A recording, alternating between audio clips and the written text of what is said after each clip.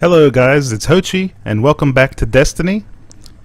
In my previous videos, I've showed off the Abyss Defiant, the Fang of Air Ute, the Word of Crota, so today I wanted to primarily focus on the Oversoul Edict. This is the pulse rifle that you obtain from Crota's End hard mode. Instead of just focusing on the Oversoul Edict, however, I am going to make this a comparison of the 4 primary raid weapons obtained from Crota's End on hard mode. So I will briefly go over all of these 4 weapons. My focus here is to compare damage per second, maximum potential damage per second against normal level 33 enemies, such as these ones you'll find in the Abyss. As you can see, I do 189 on a headshot with the Oversoul Edict. Each shot contains 3 bullets. So there's a total of 14 shots in a clip, and the time to empty this clip is 7 seconds, which includes the reload. So if I start now, and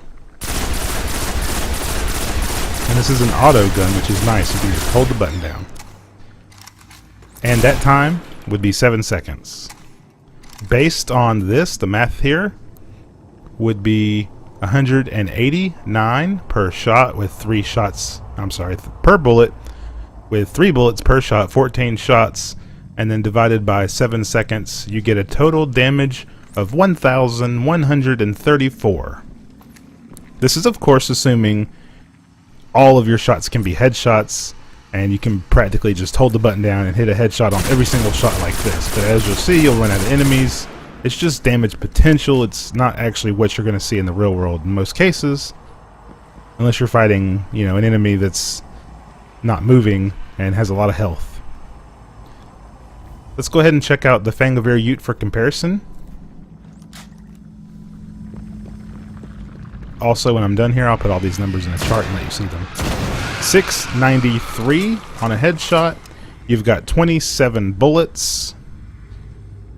It'll take 10.5 seconds to complete all of your shots and a reload. Keep in mind, I am using Field Scout here. I'm using what I feel is the best setup for each of these weapons, and that would be 10.5 seconds.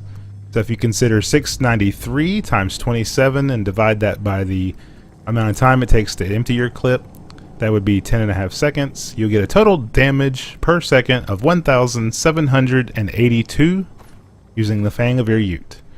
Let's check out the Word of Crota.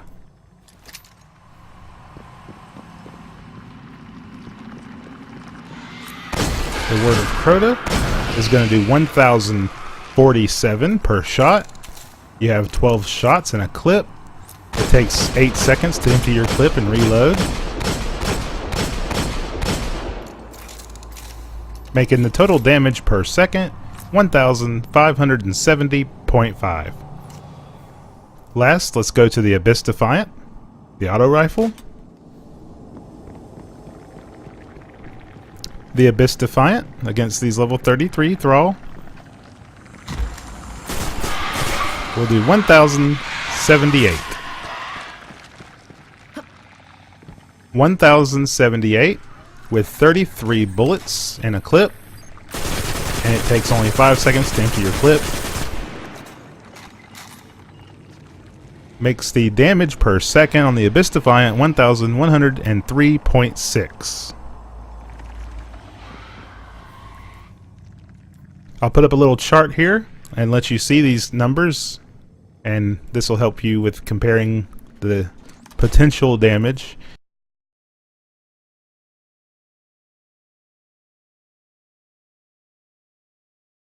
As I said earlier, keep in mind this is potential damage. You would have to land every single shot as a headshot as fast as possible for these DPS numbers to actually translate. I mean, the chances of that happening are going to be very slim. Maybe if you were fighting a strike boss, like Archon Priest or something like that, that you could constantly get headshots on, that would be an example. But down here, enemies are few and far between in some cases, or there's just so many of them that you can't constantly fire on them. You have to run. So you'll never see these numbers. These are the max numbers you would see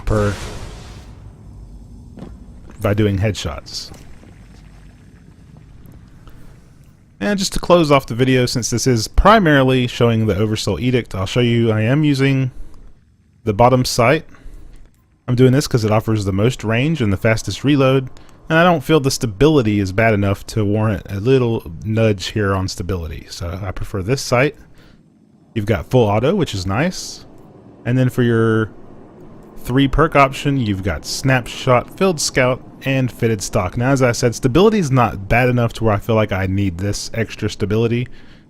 And it brings you down to 30 bullets in the clip. So I prefer the extra 12 bullets that you get, or 4 shots. I just prefer that, but it's not a huge deal. If you want to go with stability, go with stability. You've got the Dark Breaker. Honestly, there's not a whole lot of knights in Crota's Inn that put up a wall of darkness, so I feel like this is kind of a wasted perk.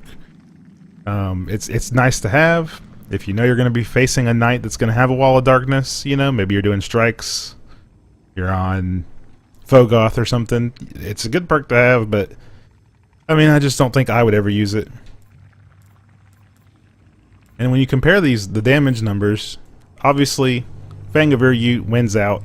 Plus, it has the longest time to empty the clip, 10.5 seconds, so you spend a lot less time reloading.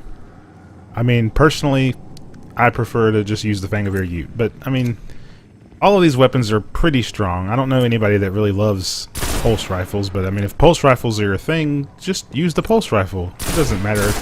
As long as you know you're doing damage, that's what matters. If you like hand cannons, you'll probably use the Fatebringer, but feel free to use the Word of Crota. It's a good gun. The Abyss Defiant's a good auto rifle. These are all good guns. I think they did a good job of not making the guns too overpowered in Crota's Inn. Like in Vault of Glass, it's like you absolutely had to use those guns. I feel like here, these raid weapons aren't as important unless you're fighting majors, such as when you're fighting Crota and you're trying to kill the 4 knights. That's about the only time that extra damage comes in handy. That's all for this video. Don't forget to rate, comment, and subscribe. We'll see you back here next time in Destiny.